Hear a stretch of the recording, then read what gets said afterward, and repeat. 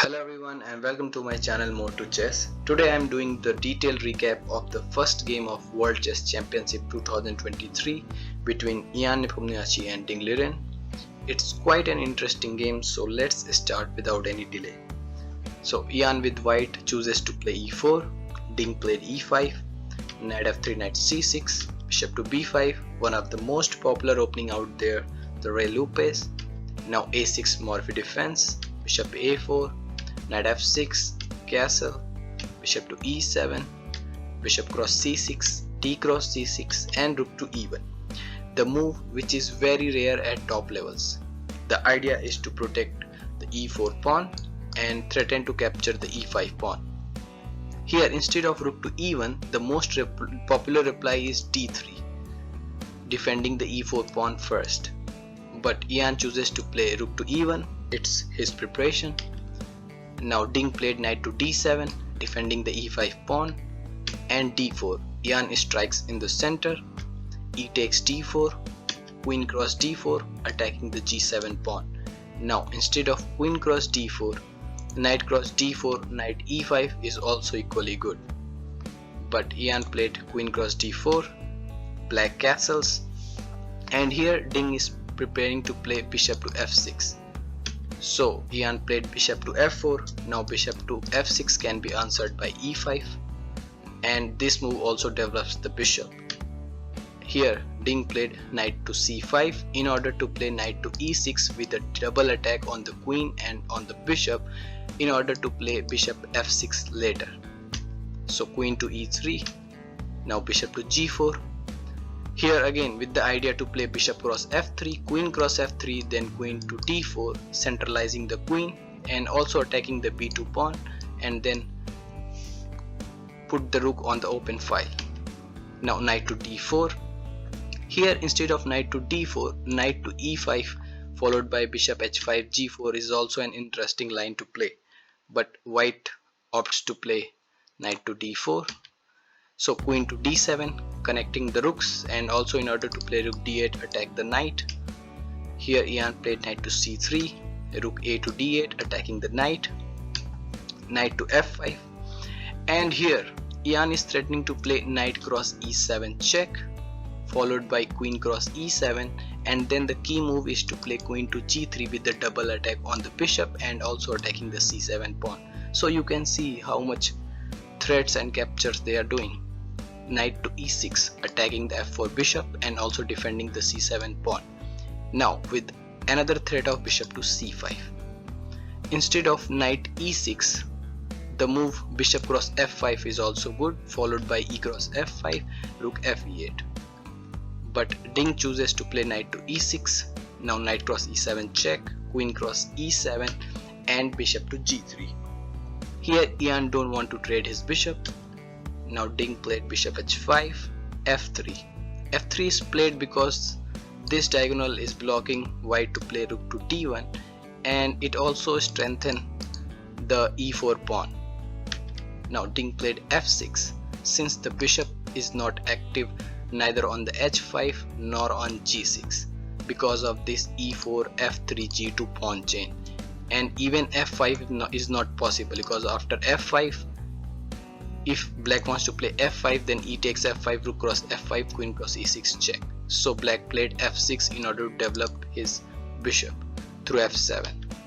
So h3, h6, king to h2. Here king to h2 was played because white don't want to trade his queens with the threat of queen to b4 attacking the b2 pawn, and then queen to d4 centralizing the queen and also forcing white to exchange the queens. So king to h2, now bishop to f7, rook a to d1, bringing the rook on the only open file, and here Ding played b6 in order to play a5 because if black will play directly a5, then queen to a7 attacking the b7 pawn and the a5 pawn. So Ding played b6 preparing a5, now a3 preventing queen to b4, and here played Ding a5 expanding on the queen side. Now knight to e2 with the idea to reroute the knight on the f4 or d4 square. rook cross d1, rook cross d1 and rook to d8. Here Ding traded a pair of rooks. Ian played rook to d3 in order to prepare knight to d4. Now instead of rook to d8, if rook cross d8, queen cross d8, queen d3, then it is also equally good, but according to his playing style, Ian prefers rook to d3.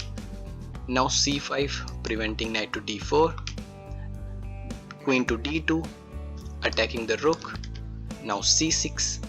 Here Ingen didn't like this move because now white has initiative. Instead of c6, the best move for black is rook cross d3, queen cross d3, king h7, and black is already fine. But after c6, white has initiative and Ian chooses the best move, which is rook cross d8 check, knight cross d8. Instead of knight cross d8, queen cross d8 is a blunder and is loses after queen cross d8, knight cross d8, bishop c7, and white will eventually collect all the pawns. So knight cross d8 was almost forced. Now queen to f4 is the move that Ian spotted, which allows white an edge with the idea to play queen to b8, threatening to take the b6 pawn and then play bishop to c7, attacking the knight twice. So that's why Ding played b5 in order to protect the b6 pawn. Now queen to b8, planning bishop to c7, king to h7, it is almost forced. Here Ian played bishop to d6, the second best move, with the idea to take the c5 pawn, but he missed the best move, which is bishop to c7. Ian missed because, as he told in the press conference, that he was confused about which pawn to take, either a5 with bishop c7 or c5 with bishop d6, or not to take at all. Anyway, let's see the variation of bishop c7 because he didn't play that. So after bishop c7, knight to e6, attacking the bishop, bishop cross a5, with the idea to play knight g3 followed by knight to f5, and white is already better. But Ian chooses to play bishop to d6 here instead of bishop to c7. So queen to d7, and here too Ian was confused about whether to take the c5 pawn, because after bishop cross c5, the move queen to d2 allows black some counterplay chances. So he did not want to allow this, so he played knight to g3, threatening to play bishop cross c5 now, knight to e6, defending the pawn, f4, and at this point Ian lost all of his advantages and the position is theoretically equal. And here Ding played h5, the absolute best choice of Ingen, with the idea to play knight to d4 and then play h4, preventing knight f5. So in response to this, Ian played c3, preventing knight to d4. Now c4, putting the pawns on the white square since black have black bishop. So h4, and here Ian set a little trap with the idea to play f5, and the knight is totally trapped if you unsay this. So here black played queen to d8 in order to exchange the queens. Now queen to b7 with the double attack on the c6 pawn and the bishop, and a very clever move by Ian, sacrificing his own bishop. Obviously you cannot take the bishop because after queen cross d6, queen cross f7, threatening knight cross h5 or either e5. The best move is queen cross f4, and after queen cross e6, black is easily winning. So that's why after queen cross b7, Ding played the ultimate best move, which is bishop to e8, protecting the c6 pawn. Now knight to f5. Here you cannot play the f5 move in order to trap the knight because the bishop is still hanging, you know. So knight to f5, queen to d7 in order to exchange the queens.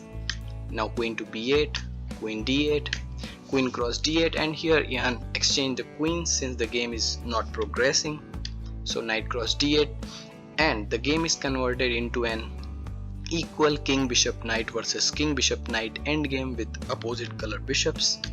So knight to d4, knight to b7, attacking the bishop, e5, king to g8, king g3, bishop to d7, and here Ding played this move with the clever idea of knight cross d6, and after e takes d6 followed by king to f7 with the idea to play c5, kicking out this knight, and then king to e6 and capture this pawn.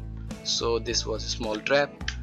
That's why he played bishop to c7, and now white is threatening to play e6. So knight to c5, preventing e6, giving up the a5 pawn, because the a5 pawn doesn't matter because of the opposite color bishops.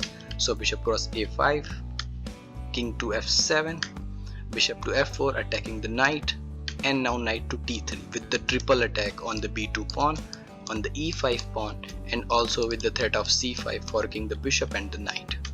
So e6 check, bishop cross e6, knight cross c6, and here many of us would immediately grab this b2 pawn and lose the game, because after knight cross this, knight d8 check, and the bishop is already gone. So that's why after knight cross c6, bishop d7 is the best move, attacking the knight. Now knight to d4, knight cross b2, and only then knight would capture the pawn. King to f3, knight d3, g3, king c1, king e3, and at the move 49 both players agreed to a draw. So yeah, this was quite an interesting game. Although Ian missed bishop c7, a good opportunity to win the first game of the World Chess Championship. But yeah, anyways, so that's it for this video. See you later.